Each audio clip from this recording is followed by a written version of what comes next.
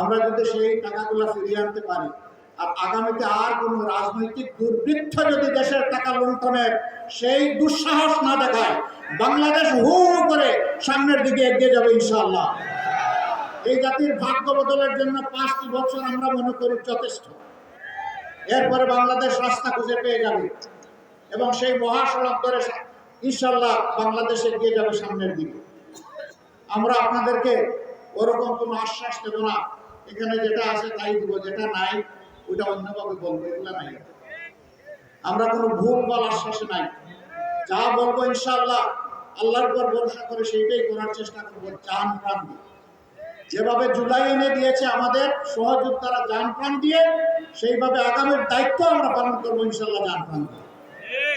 আসুন, একটা বেহিসাবি মুক্ত, জুলুমবাজ মুক্ত, চাঁদাবাজ মুক্ত, দখলবাজ মুক্ত, মামলাবাজ মুক্ত, আধিপত্যবাদ মুক্ত একটা ন্যায় হিসাবের মানবিক বাংলাদেশ গড়ার জন্য আমরা হাতে হাত কাঁধে কাঁধ মিলিয়ে সামনের দিকে এগিয়ে যাই।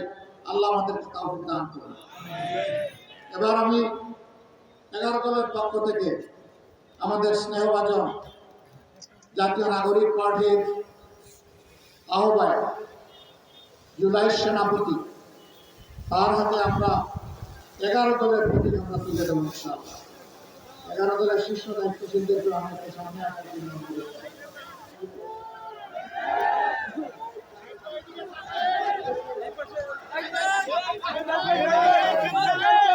ভাই প্রতীক আছে?